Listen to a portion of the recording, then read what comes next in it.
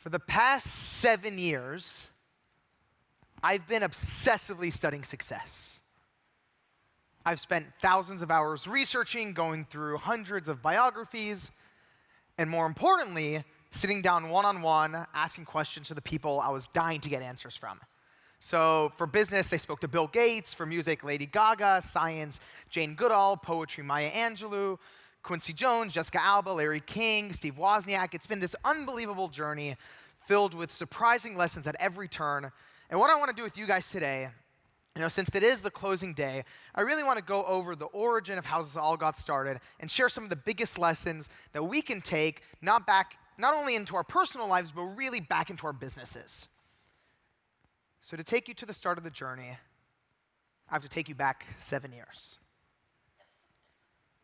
I was 18 years old, a freshman in college, and I was spending every day lying on my dorm room bed, staring up at the ceiling.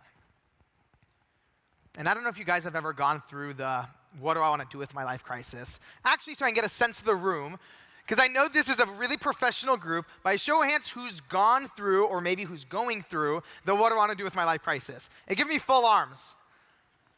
Okay, amazing. We have like 98% of the room, and one person in the back is like, me, I'm going in it. I love you. You're my brother. I feel you.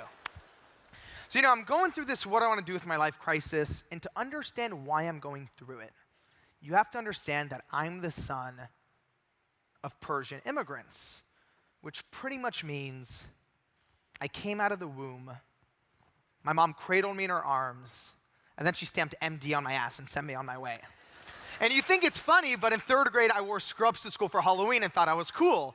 I was that kid growing up. And, in high school, I checked all the boxes. I studied for the SATs. I took all the biology classes. I went to pre-med summer camp.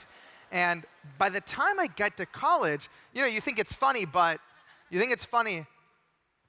mothers normally put finger paintings on the refrigerator when their kids are young. When I was in kindergarten, my mom put skeleton charts. So, that was my upbringing. And, by the time I get to college, I am the pre-med of pre-meds. But very quickly, I remember lying on my dorm room bed, looking at this towering stack of biology books, feeling like it was sucking the life out of me. And at first, I assume I'm just being lazy. But very quickly, I began to wonder, maybe I'm not on my path. Maybe I'm on a path somebody placed me on and I'm just rolling down. So now not only do I not know what I want to do with my life, I have no idea how all the people who I looked up to, how they did it. How did Bill Gates sell his first piece of software out of his dorm room when nobody knew his name? Or how did Lady Gaga get her first record deal without a single hit under her belt? This is what they don't teach you in school. So I just assumed there had to be an answer out there. So I'm, going to the library, and I'm just ripping through business books and biographies and self-help books, assuming there has to be a book with the answer. But eventually, I was left empty-handed. And that's when my naive 18-year-old thinking kicked in, and I thought, well, if no one's written the book I'm dreaming of reading, why not write it myself? I thought it'd be super simple. I would just call up Bill Gates, interview him, interview everybody else, and I'll be done in a few months. That, I assumed, would be the easy part. The hard part, I figured, was getting the money to fund this journey. I was buried in student loan debt. I was all out of bar mitzvah cash. So there had to be a way to make some quick money. So 2 nights before final exams, I'm in the library doing what everyone's doing in the library right before finals.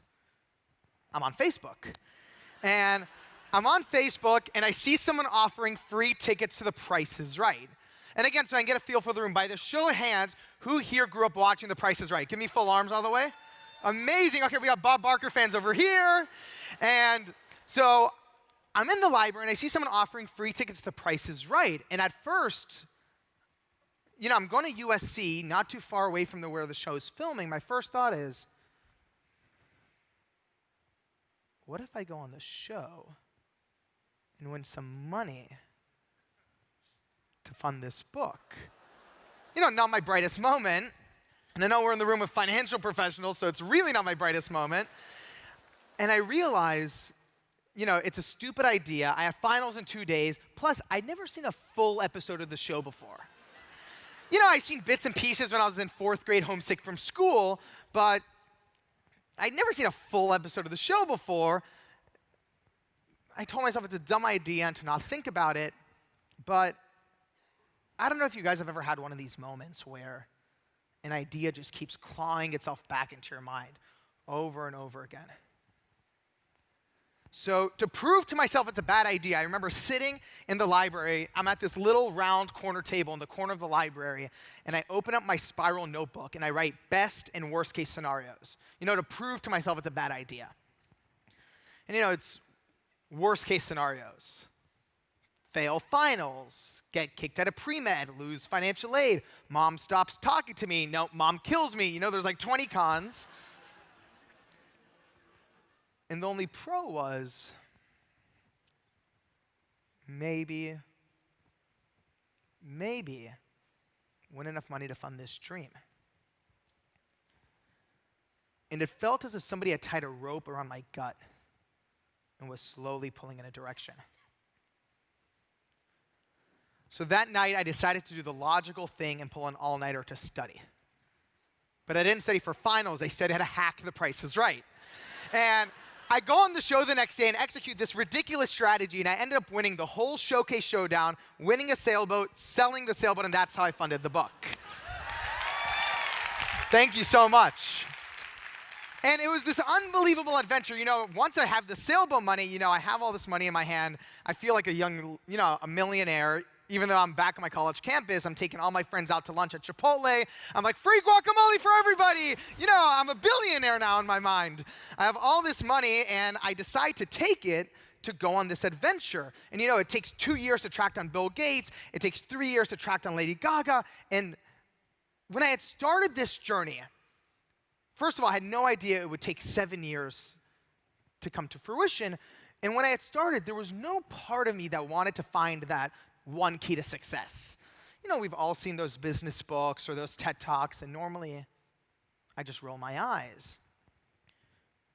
But what ended up happening is that over these 7 years, I started hearing, to me, I don't know if any of you are big music fans, but it was almost like there was a common melody in every single conversation I was having, every interview. And to me, the analogy that came to me is that every single person, doesn't matter if it was Maya Angelou for poetry or Steve Wozniak for computer science, they all treated life and business and success the exact same way.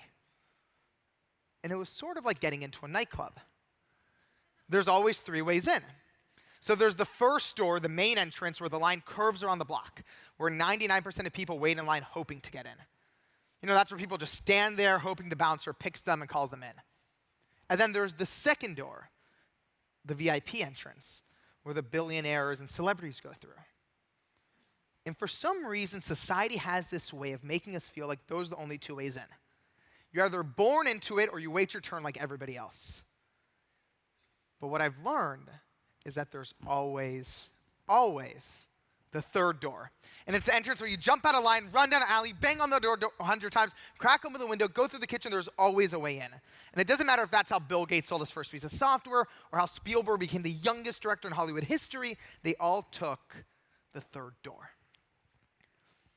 Now, if there's one thing that I can really share with you guys today is that when I had started this journey, I had a huge misconception that I didn't know I even had. When I had started this journey, I thought there just had to be an essence of fearlessness in all of these people. You look at Bill Gates or you look at Elon Musk, they had to be fearless. And, something you have to understand about me, when I was young, I was one of the most scared kids you would ever meet. I had a nightlight on until I was 12. Whenever I would go to roller coasters with my friends, I'm always the one in the picture, like screaming like this. And I actually remember the first time I ever felt this. It was, I call it the flinch. And it's almost this internal being inside of me that was one of the biggest obstacles of this whole journey. The first time I remember feeling the flinch, I was in 3rd grade, and I walked into the elementary school cafeteria, and there's, all these big rows of tables. And I'm sitting down there, and, to my left is my friend Ben, who has his, chips and granola bars. And then to my right is Harrison with, the PB&J sandwich with the crust cut off. And then there's me with my big Tupperware of Persian stew, dark green lamb, red kidney beans. And I think it was warm that day, so when I opened the lid, the smell just combusted in the whole cafeteria. And I remember very vividly all the kids, turning around and pointing and laughing, asking if I had rotten eggs for lunch. And when you're 8 years old, you feel the heat rising in your face. And I remember from that day on, for the rest of the year, keeping my lunch in my backpack and waiting until after school to eat. And when I was young, it started out as my fear of being seen as different. And as I grew older, the flinch really grew with me. My fear of rejection, my fear of failure, my fear of making mistakes. And really, when I had started the journey of writing this book, I didn't understand that half of the battle was trying to get the interviews with Bill Gates. The other half was dealing with my internal flinch. And it doesn't matter if you're starting a business, it doesn't matter if you're chasing a dream, it's dealing with your own flinch that's the hardest part of achieving any dream. And what I learned when I went out to do all these interviews is I assumed what made Bill Gates is that he just doesn't have it. But I actually realized the opposite was true. Not only were all of the people who I interviewed tremendously scared in the beginning, they were terrified the whole way through. So it wasn't fearlessness they achieved. It was courage. And while it sounds similar, the difference is critical. Fearlessness is jumping off of the cliff and not thinking about it. That's idiotic. But courage is acknowledging your fear, analyzing the consequences, and then deciding you still care so much about it, you're going to take one thoughtful step forward anyway. And if there's one thing I can ask you guys today when you leave, I'm sure you learned a tremendous amount. You met incredible people the past couple of days, but there's always going to be moments in your business where you're filled with tremendous fear. Fear is a natural part of the entrepreneurial journey. It's a natural part of any business endeavor. And we have this preconceived notion that fear means that there's something wrong with what you're doing. But what I've learned is that not only is it natural, it's an essential part, because only when you acknowledge your fear can you then decide to take one step forward anyways. Now, I've been on tour the past few months, and the book just came out a few months ago, so I'm really happy about it. My mom is finally talking to me again. So I love my mom. She's the reason I am who I am. And, as the book has taken off, there's been this one question that has sort of felt a little weird, and it was, people have been asking, what's your favorite interview? And when I was young, I was like, that's sort of like the question I would ask my mom, who's your favorite kid? She would always say, I love you all equally. And now I know that's not true. Now that I have my interviews, actually know that's never the truth. You actually have your favorite child, but it's taken me a few months to realize what interview has impacted me the most in hindsight. And it actually wasn't what I was expecting. Because to me, when I had started out, Bill Gates was, my holy grail interview. It was the one that I just assumed, if anybody has the answers, it has to be Bill Gates. Right? What's your name? Naya. Everyone give her some love. Her energy is unbelievable. So I'm thinking exactly what you're thinking. It has to be Bill Gates. But what I was surprised by is, while the interview with Bill unbelievably changed my life, there was only one interview where I can confidently say, I walked in one person and I walked out another. And that was with Quincy Jones. I love the O's over here. This is great. You guys feel it. And with Quincy Jones, I knew what a lot of people know about Quincy Jones. I knew that he's, You know, the best-selling music producer in history. He produced Michael Jackson's Thriller. He produced the best-selling single of all time, We Are the World. I knew that he's been nominated for more Grammys than any music producer in history. I knew he discovered Will Smith and Oprah Winfrey. He's undeniably one of the most important people in the history of entertainment. But when I walked into Quincy Jones's house, I realized I didn't know the half of it. You know, you walk in there, and first of all, he has this like round circular living room with like golden light coming up the walls. And you walk in there, and I'm sitting down, and this is towards the end of my journey. And I'm sitting down, and in walks in Quincy Jones. He walks in very slowly. He's about 80 years old. And he's in this long velvet blue robe with gold trim at the bottom. And he's like, "Where are you from, my man?" And I'm like, "Oh, hi, Mr. Jones. I'm from Los Angeles." And he's like, "No. I said, where are you from?"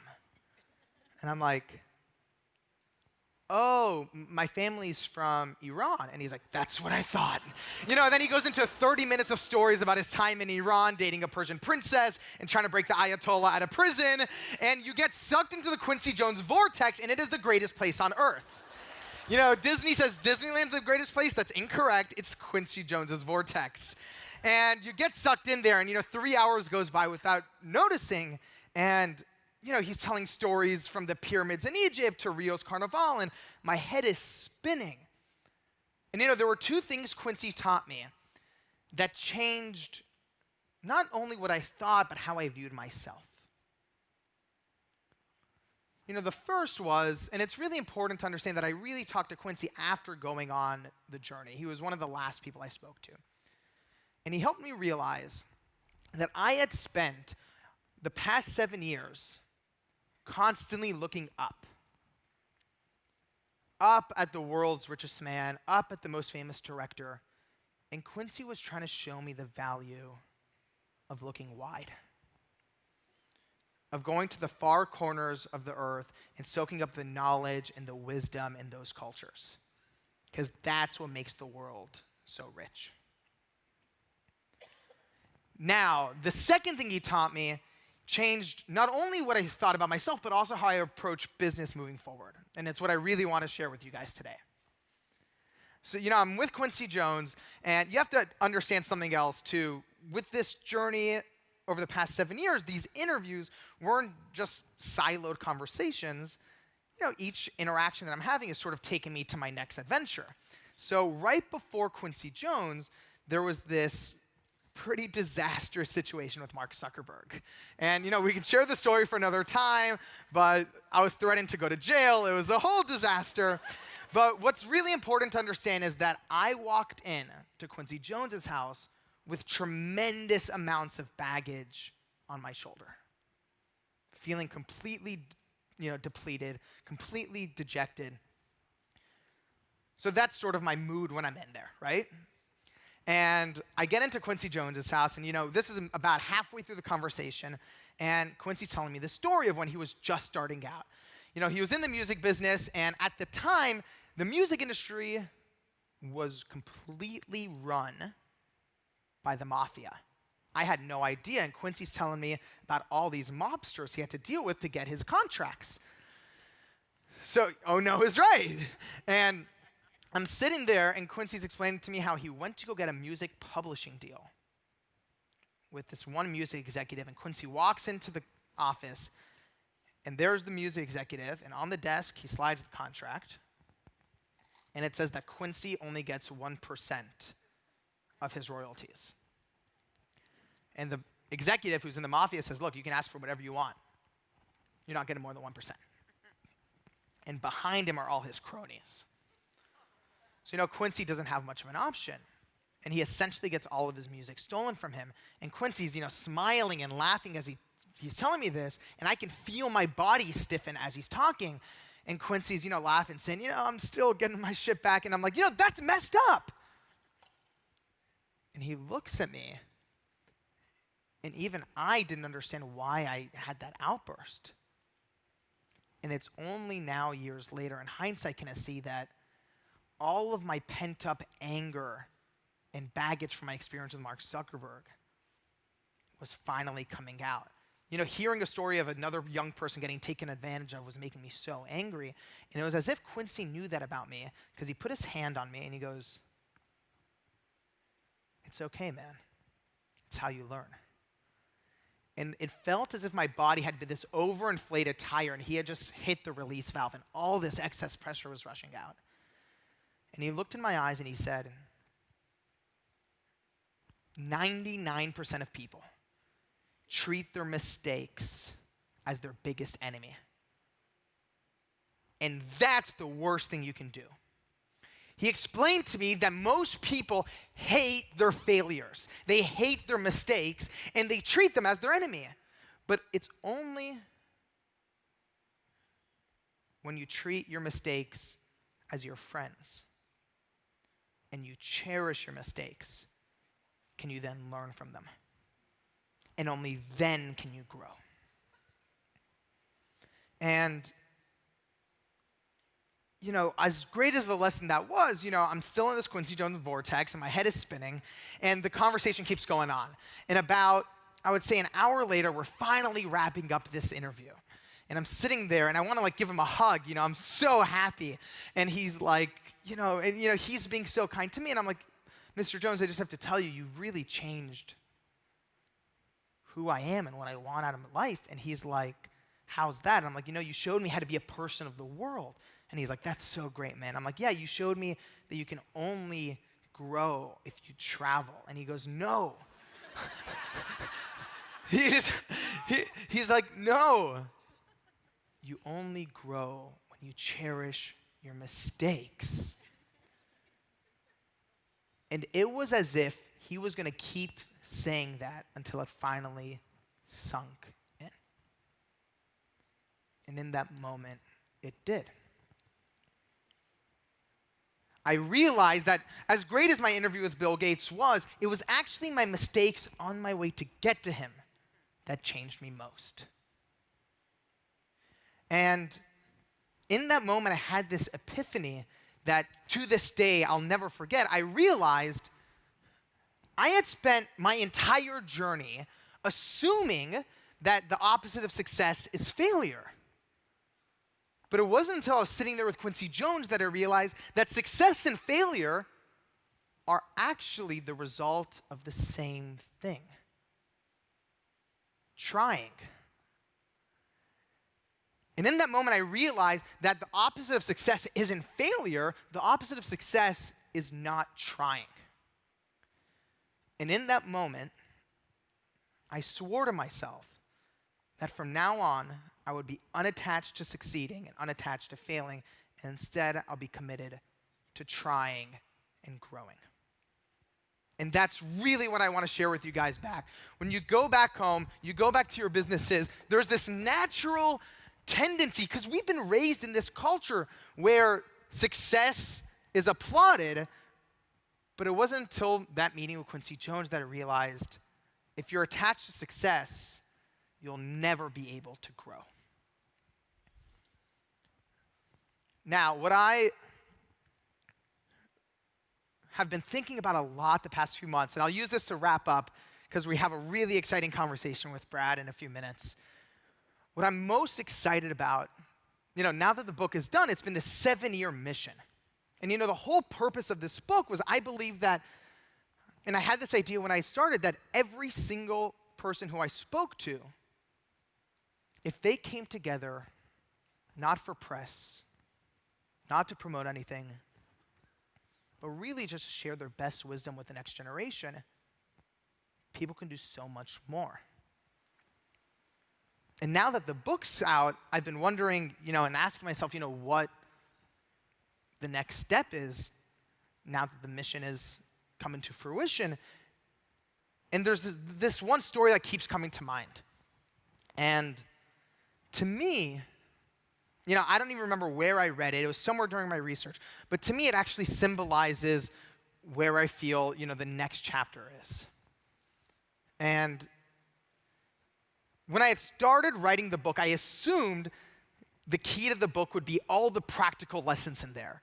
whether it's Tim Ferriss's negotiating secrets or Bill Gates's, sales advice, I assumed that would be the key, but it's only now in hindsight can I understand that the soul of this mission is much deeper. And it's really about possibility. I've learned that you can give someone all the best tools and tactics in the world, and their life can still feel stuck. But if you change what someone believes is possible, they'll never be the same. And there was this anecdote that I read about a teacher who was teaching for Teach for America. She was teaching in Baltimore. You're from Baltimore? Let's give her some love from Baltimore. So she's in Baltimore in a really tough part of town and a really rough school. And she's teaching maybe 3rd or 4th grade. And she realizes these kids need some inspiration. So she decides, today instead of doing our math lesson, we're going to all draw pictures of our biggest dream in life. So the teacher passes out sheets of paper and crayons, and all the kids start coloring. And she notices there's one boy in the back who won't pick up a crayon. The teacher's concerned, and she's watching him, and he has this stoic look on his face. And then after about 30 minutes, his eyes light up, and he starts coloring. So the teacher asks everyone to pass in the papers, and the kids go home, and the teacher's going through them. And she sees that the young boy drew a picture of a pizza delivery man. The teacher was really concerned, so she called the mother that night. The mother, though, said she wasn't surprised. The mother explained that the only male figure in his life who isn't on drugs or in jail is his uncle who delivers pizza. And what I learned from that story is that young people will always reach for the highest branch they believe is possible. They will always reach for the highest branch they believe is possible. So it's our jobs, whether it's schools or family or society at large, to illuminate more branches. And that's the mission moving forward. Thank you guys so much.